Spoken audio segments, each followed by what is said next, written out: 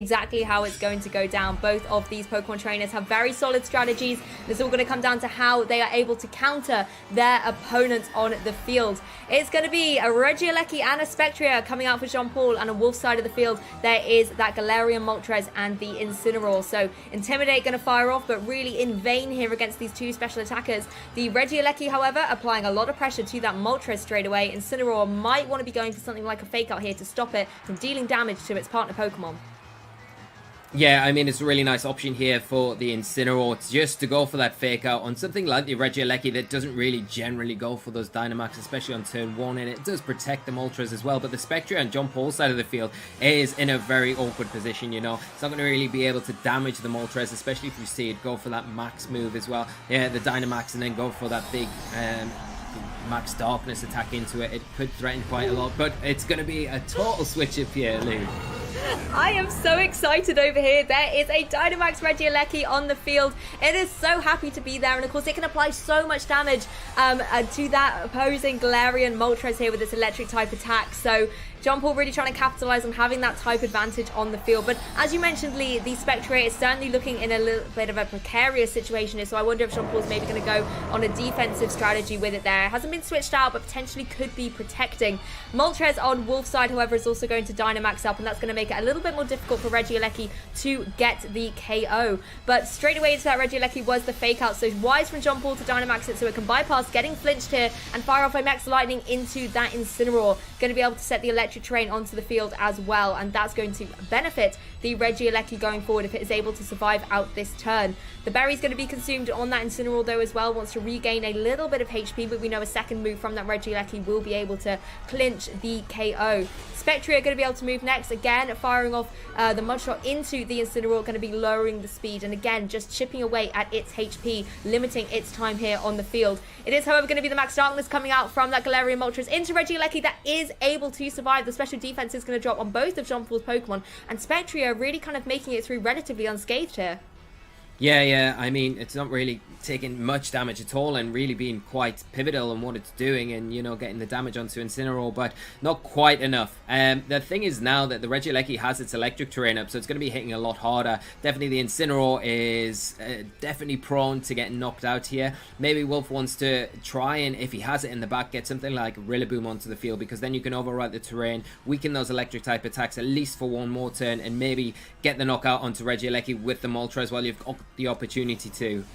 Well, wise thinking there, Lee. That's exactly what Wolfe has gone for, switching in that Rillaboom, overwriting the terrain, and going to stop Regieleki from being able to get that boost that it probably critically needs to be able to get in reach of a KO against this Moltres. Going to be going for a Nanomax Lightning, however, it is going to target down into that Moltres. It is not enough to pick up the KO, however, and now it puts Wolfe into a phenomenal position. That Moltres is still yet to move. It's now going to be able to have its weakness policy activated, and also as the HP has gone below 50%, that Berserk ability will activate as well, putting the Moltres at +3 special attack. Spectria is going to go for that much though into the Rillaboom, going to be doing a little bit of chip there, but of course critically lowering the speed there on the Rillaboom. As Max Airstream comes out from the Moltres going into the Spectria, picks up the really solid KO against it. Jean-Paul takes a Pokemon down here, with the critical hit as well there, Lee. Yeah, I don't really think the critical hit mattered too much there. I think the option there from the Moltres after that Berserk ability to put him on +1 now is really pivotal, and going for the Max Airstream is the big thing here, because you want to be trying to outspeed that Regieleki if you can, if you're the Moltres. Now, it's not as clean cut as I'm making out. You know, the Regieleki has taken a lot of damage, but the grassy terrain is up on the field now, and with that, sorry, the grassy terrain is not on the field now. The electric terrain's on the field from the electric type attack. So the Regieleki is still in a position where it's providing a lot of pressure, and the Moltres isn't kind of free of that, because we'll see with these Dynamax turns, you can't utilize Rillaboom like you would like to and go for that Fake Out maybe into the Regieleki and get the damage that you need to, but you could potentially go for a Max Guard here and go for a high horsepower potentially into that Regieleki slot, pick up the knockout there, and then that's one threat down and leaves your Moltres a bit freer going into the next few turns to do the work that you want it to do.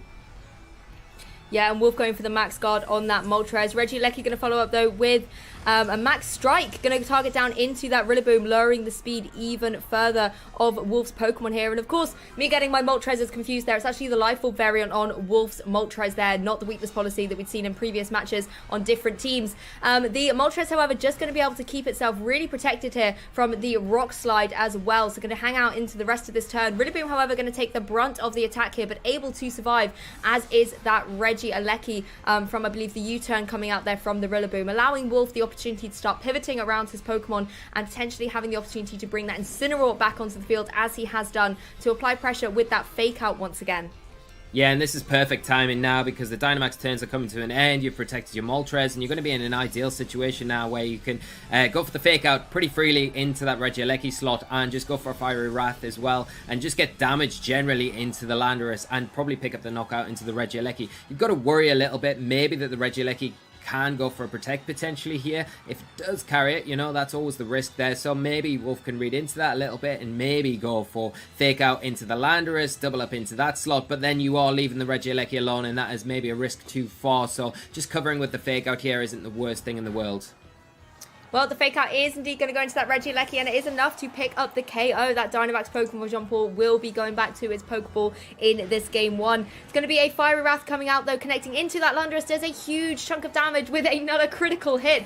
So much offensive pressure from this Moltres, and it is really doing everything that Wolfe needs it to do. It's also able to survive from the Life Orb recoil, so we'll be able to hang out another turn. But I think one more move from it, even if it hasn't taken damage from one of Jean-Paul's Pokemon, the Life Orb will be enough to finish off the Moltres.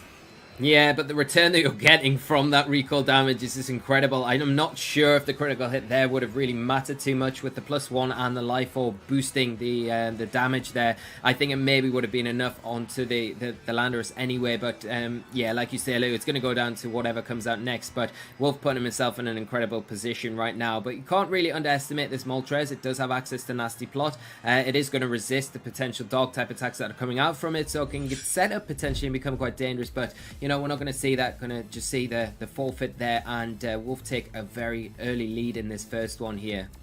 Yeah, Jean-Paul just locking in the forfeit there. There would have been quite a tall order for that Moltres, but still just phenomenal play there by Wolfe, being able to make sure that he utilised the ball position the way that he wanted it. Switching in that Rillaboom to overwrite the terrain really did stop Regieleki capitalising on being able to use electric type moves in the environment that it had set up for itself in the previous turn. And I think making sure that you constantly were able to rotate through your Pokemon, having that Incineroar able to come in and apply that Fake Out pressure did just allow Wolfe that little bit more kind of leverage on the battlefield. Yeah, you know, we've seen it in previous formats, but the players have utilised that double Fake Out and the rotating nature of parting shot and U-turn and those pivot moves, but it's a little bit harder to do in this format. Obviously, with the Dynamax mechanic, you kind of avoid the Fake Out disruption, so it does make it a little bit more difficult. But as we saw in that match, Wolfe really timing his moves perfectly like he normally does, and getting that Incineroar in the turn that the Regieleki did finish its Dynamax, and that freed up the Moltres at that point after the Berserk boost to just do what it needed to do, take down the Landorus, and also the Regieleki going down at that point. I think it was a bit of a tall order there for the lone Moltres at the end to do the work, because it was still to reveal Wolfe's fourth Pokemon, so we didn't know what that was. Could have been something like Colossal to come in, you know, you never know, or maybe Urshifu. It may be a bit difficult to close out. 1 against 4 is always a pretty tall order. Always pretty difficult, but you know, that is why we play, you know, game 3, we play best of 3 sets, so that you're allowed to come back into it. You're not just knocked out in one game. And if you're Jean-Paul now, you really need to think about how you're going to adjust going into game 2. So let's not wait any longer, jump into game 2 of this losers final set and see how Jean-Paul is going to be able to adjust. On the flip side, however, Wolfe can also adjust his own strategy, as he has many options on his team, but just going to be sticking with this Galarian Moltres and Incineroar. For Jean-Paul, it's going to be that Regieleki once again and the Spectria. So both these trainers keeping their leads the same as from game 1, but then we still have the same awkward situation here in terms of the Fake Out. That could go straight into the Regieleki. Of course, can't touch Spectria, it's a ghost type, but Regieleki now might be forced to Dynamax. Yeah, and you know, even if you are Wolfe in this situation, I don't think it's a bad thing just covering with the Fake Out, honestly, because even if you're wasting it into a Dynamax here, you're still getting a little bit of damage off, and at the you know, the base of it, you're kind of covering if it doesn't Dynamax, which is the bigger key here. You're protecting your Galarian Moltres, which is the big important thing, and we saw how much it worked for Wolfe in this first game here. So I think you're not really losing too much going for the same sort of plays we saw in maybe that first game. Actually going to be protecting up the Spectria there for Jean-Paul. Just wants to make sure that he can maybe get it in a little bit of a more advantageous time facing down against sort of 2 Dark-type Pokemon. It's not where any Ghost-type Pokemon wants to be. So maybe if Jean-Paul can alleviate these threats from the field, then the Spectria can come back in a little bit more, utilize its really fast speed stat, and start picking up some KOs. But Wolfe once again jumping straight into the offensive, going to be Dynamaxing up the Moltres and actually going straight away for a max guard in the face of this Regieleki. Regieleki is going to be targeting it down in its normal form at the moment, not going to be in its Dynamax, but manages to connect into that Incineroar and get its speed lowered as well due to the Electro Web move. The Incineroar is, however, of course, not having gone for Fake Out. It has that priority and we didn't see it go off, so it's going to be going for the parting shot into the Regieleki. And I really like this positioning here from Wolfe. He's protected his Moltres from not only taking damage but also from having the speed drop, and then has allowed the Incineroar to be able to lower that special attack of the Regieleki as well, just making it less of a threat for that Moltres on the field. Yeah, that's the thing, and I think getting the Rillaboom back on, and we're seeing that kind of revolving door of Pokemon where the Rillaboom's coming back in now, and it's got access to that Fake Out again, putting that pressure on the Regieleki, and almost kind of forcing it into going for a Dynamax, which then detracts the idea of you being able to Dynamax your own Moltres, which is maybe the direction that he wants to go. But the thing is, do you reposition at this point? Do you try and get something else on the field and preserve that Regieleki for later, knowing how pivotal and important that Moltres is for Wolfe, and maybe when a better situation suits you, bring it back in to deal with it? Well, Regieleki getting in on out of there, wants to get its drop reset and doesn't want to take another potential Fake Out from the Rillaboom that has just joined the field. And Incineroar going to be able to come and apply and Intimidate to the Rillaboom going forward. But Jean-Paul deciding it's time to click that Dynamax button as well, and also chooses to Dynamax the Galarian Moltres. Lee, you must be overjoyed right now. All my favorite Pokemon Dynamaxing on the field at once. What could I not want more of, you know? Yeah, but I mean, the one thing that you would say is Wolfe is like a little bit further behind in his Dynamax usage because he's only got 2 turns left, whereas Jean-Paul's kind of got all 3. So if he takes advantage of this properly, he can really utilize these max airstreams and just get the edge in the overall. But you know, you can never say never. We're going to see what Wolfe does. He does a nice big bit of damage into that Landorus here, and probably putting it in range now of Grassy Glide the next turn. But if he does lose it to a max airstream here, then that is pretty detrimental and makes things a little bit more difficult to deal with the Landorus. Yeah, big moves coming out from both of these Dynamax Pokemon. You saw how much damage the Max Darkness did into Jean-Paul's Landorus there. The Max Airstream not actually enough to be able to pick up a KO against that opposing Rillaboom there. You know, something like the Assault Vest on there really helping out the Rillaboom have that longevity and take those special attacks much better. Landorus, as you mentioned, Lee, in a very precarious situation, something like a Grassy Glide that's obviously going to have priority as well, being on that grassy terrain by the Rillaboom, is potentially going to be able to pick up the KO there. Yeah, and this is where the mind games start, because if you're Wolfe, do you suspect maybe Jean-Paul switching out the Landorus, or do you just go for the Grassy Glide here? And we're just going to see it, going for it and taking the opportunity to take that Landorus down. Yeah, exactly. I mean, why not? Even if Jean-Paul had made a switch there, the Grassy Glide was still going to do decent damage despite the Intimidate that Rillaboom had taken. Rillaboom, however, not going to be able to Grassy Glide anymore in this game. Takes the second max Airstream, and it will be enough to pick up the KO. And Jean-Paul, you know, boosting up the speed on that Moltres as well, trying to have the advantage in this kind of war of Moltreses once the Dynamax Pokemon revert back down to their normal size. But a huge max Airstream as well coming out from Wolfe's own Moltres, targeting down into Jean-Paul's Moltres, takes it down to below 50% though, so that Berserk ability will be activating. No weakness policy though, it wasn't a super effective move, and it does just show that these Moltreses are kind of fighting for who's going to have the speed option here. At the moment it looked like Jean-Paul's has got the advantage, but you know, Wolfe able to get that one turn off as well. Yeah, and the Berserk ability not really helping Wolfe out too much, but really good and beneficial for Jean-Paul because he's got those 2 max Airstreams. He's going to be the faster Moltres on the field, and meaning that this turn he can go and get that third and final max Airstream, while Wolfe's Moltres has to revert back down to its normal form. Its Dynamax turns are finished, but he does have access to that Fake Out as well from the Incineroar that can slow down and stop, at least for one turn, that Regieleki that's coming and be so threatening. But, you know, do you not protect your Moltres here? That +1 is going to be... it'll hit very hard, so maybe it is a turn where you are Wolfe, you maybe just be a bit more conservative here, maybe Fake Out or try and get a parting shot off into the opposing Moltres might be an option, or that Regieleki to slow it down for the next turn. Try and get your last remaining Pokemon onto the field and protect that Moltres while you do it. Well, Regieleki joining the field and then leaving again in replacement for that Spectria, as the Fake Out does not, of course, affect Ghost-type Pokemon. So a really nice switch there by Jean-Paul, just trying to sort of burn the Fake Out that Incineroar had. But Incineroar able to survive the max Airstream there from the Moltres. So Moltres is going to be able to boost up the speed as well. Already pretty speedy at +2. It's now at +3, and Spectria, being a speedy Pokemon as well, is just going to appreciate having that extra +1 speed as well. Looks like that was the Fiery Wrath coming out from the Moltres as well. Not going to be able to pick up any KOs here though. Spectria able to hang on, and the one thing that Wolfe does kind of have the advantage of here, in the sense he has that +1 speed from the Max Airstream. Is that going to be enough to put him over the Regieleki if it rejoins the field, Lee?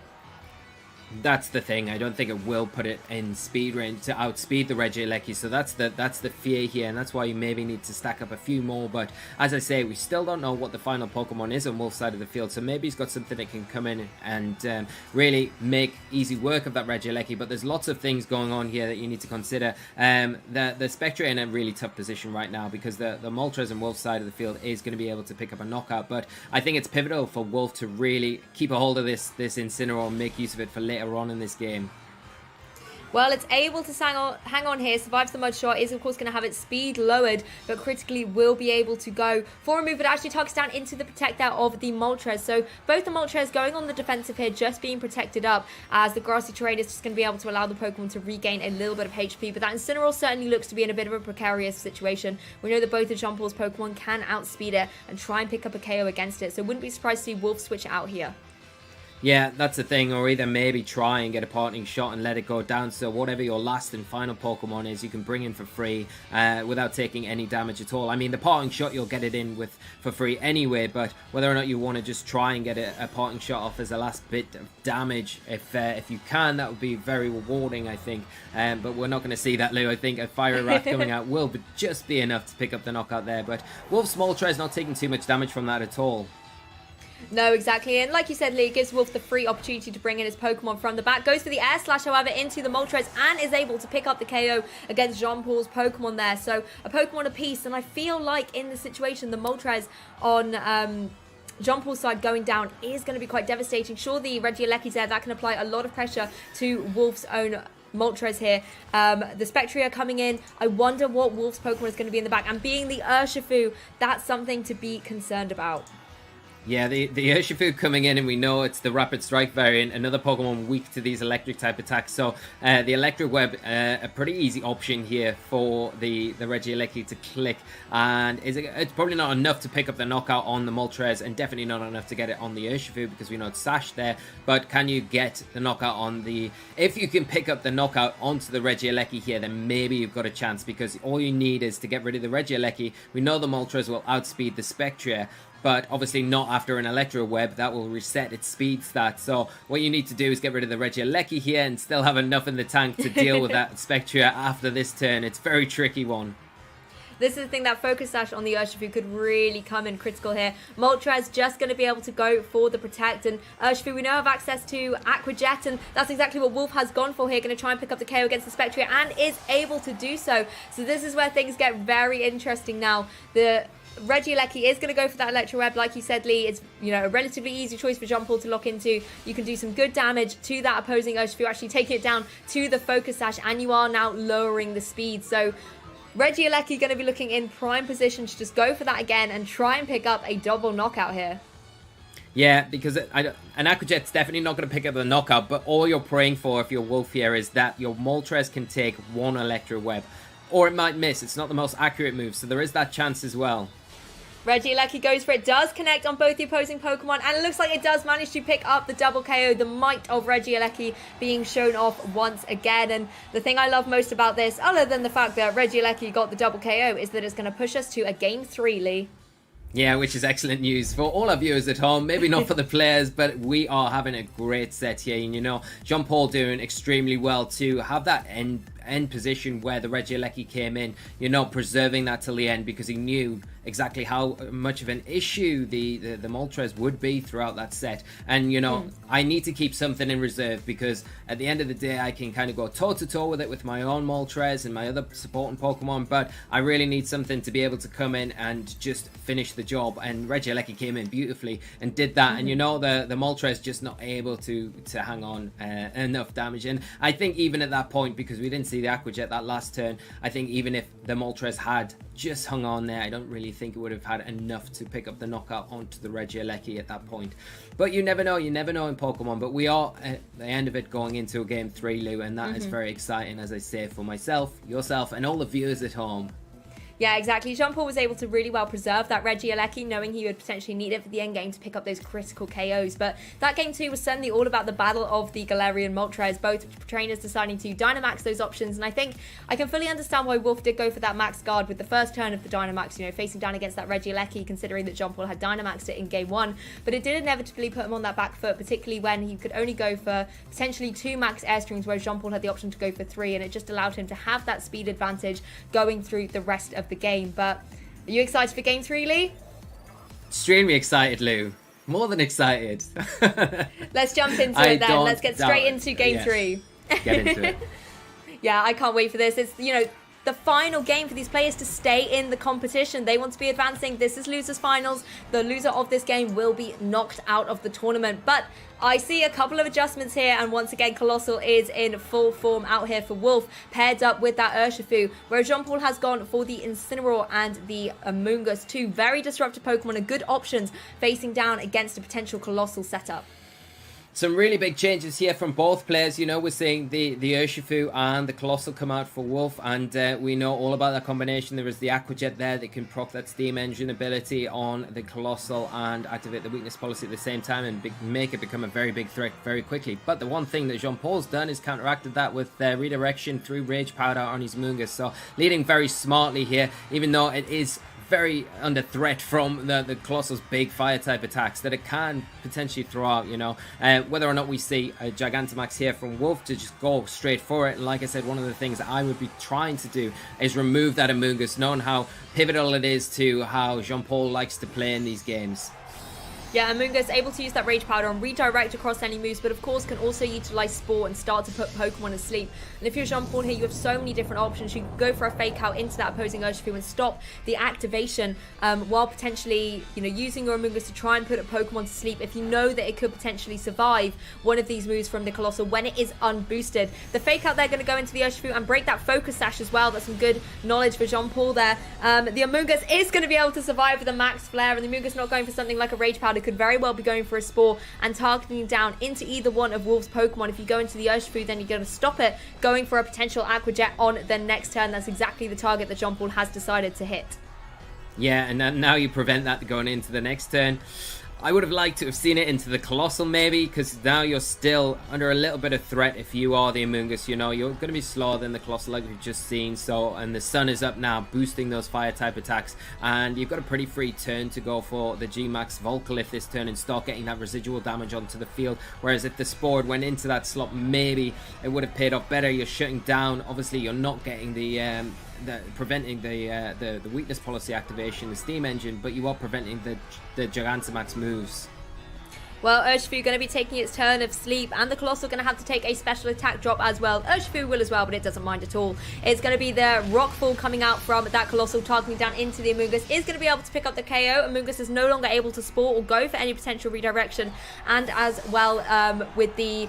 Sorry, I meant to say the Volcalith coming up there, not the Rockfall. That was the language confusing me a little bit. But of course, setting up those rocks, I think, is going to be critical for Wolfe, being able to have that residual damage, particularly with the Pokemon that Jean-Paul has that can have that potential to set up on the field and have that longevity. You just want to try and remove them from play. Landorus coming in here, I think, is a really great option for Jean-Paul. You can apply a lot of pressure with the potential Max Quake into that Colossal.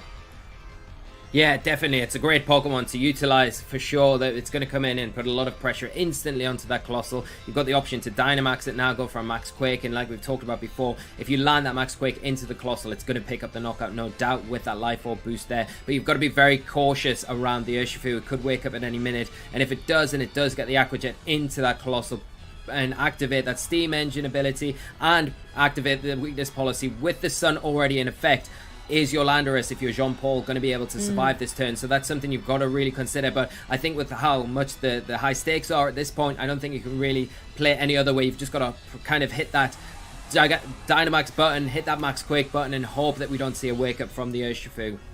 This is the thing, if you're one of these trainers right now, your heart must be absolutely racing on the wake up of this Urshifu. Like you mentioned, Lee, everything could turn depending if Urshifu wants to wake up and activate the weakness policy and steam engine on that Colossal. Nothing will be able to outspeed it, and with the sun up as well, something like a max flare will be able to deal devastating damage.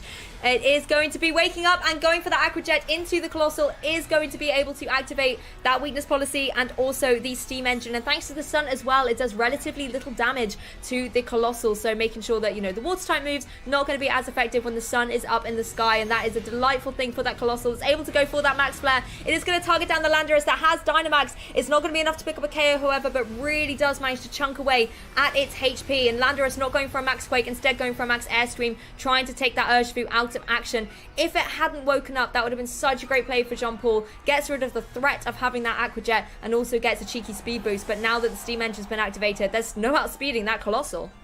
Yeah, no outspeeding it now, and you can see how really imperative these snarls are from the Incineroar, not just this turn, but the previous turn. Just, you know, that -1, allowing the Landorus to survive those attacks, which is, you know, like, I was surprised myself. -1, you still think within the sun, but showing how well Jean-Paul's trained his Landorus, and getting that speed boost as well, it is beneficial, but you're probably still not going to outspeed the Colossal this next turn, which is a little bit of a, you know, you're in a precarious position, but you have got the option now to potentially go for a max guard, go for another snarl if you want, or reposition the Incineroar for later on in this match, whilst protecting the Landorus for at least one more turn until the Gigantamax turns for this Colossal are over.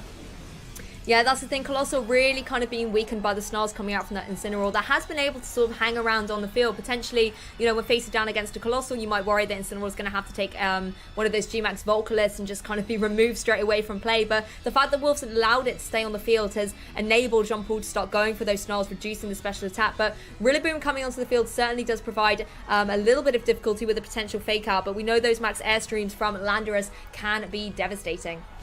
Yeah, that's the thing, and I'm a little bit behind on my turns there, as we did see the Gigantamax end there with the Colossal, but a huge turn here from the Rillaboom, coming out with a Grassy Glide and picking up that huge knockout onto the Landorus, and that is a big game changer here, Lou. Yeah, Wolfe being able to bring that Rillaboom in unintimidated. You know, both the Intimidate users for Jean-Paul were already on the field. Just meant he was able to capitalize on the full force of that Rillaboom, that Grassy Glide, boosted by terrain as well. Able to pick up that solid KO. Incineroar just going to keep going for these snarls and weakening the potential output from that Colossal. Of course, Rillaboom doesn't really tend to fear an Incineroar, but with the dwindling HP that Incineroar has got at the moment, thanks to these Volcalists going into action, something like a Grassy Glide could just keep chipping away at it, and Incineroar might very well be on borrowed time, particularly if Wolfe wants to double up into it. It does leave Jean-Paul with only a few options left, I'm afraid. Yeah, there's not really too many options. You've got losing the Dynamax Pokemon there so early into its Dynamax turns is really it's very difficult to kind of come back from at this point. And I'm not surprised, but, you know, it just shows how strong Rillaboom is. The Landorus still had a good amount of health left, but to come in and pick up the knockout from that range was just incredible, and you saw how useful that is, because it totally protects the Colossal and allows it just to function exactly how Wolfe wants it to here. Regieleki just barely able to hang on, but it's not going to be able to survive from both the attacks coming out there from Wolfe with the Grassy Glide and the Heat Wave. Going to be returning to its Pokeball as soon, pretty much as quickly as it had joined the field. Incineroar going to be able to eat its berry as well, just regain a little bit of HP, but it is Jean-Paul's kind of only option here. The Burning Jealousy going to come out and connect onto both Pokemon, but you can see it is not dealing nearly enough damage that Jean-Paul needs it to be able to do in order to start picking up those KOs. And with the dwindling HP of that Incineroar, it really is in a difficult situation. Yeah, near impossible situation. Poor Incineroar here. And yeah, the devastation that Colossal and the Rillaboom have caused between them has just made it incredibly hard. You can see how strong that priority option on the Rillaboom is with that grassy terrain intact, and then the Colossal, once those activations have happened with the steam engine and the weakness policy, there's just not really much you can do to handle it. And even something like Landorus that can come in when you're even mitigating those attacks is just not enough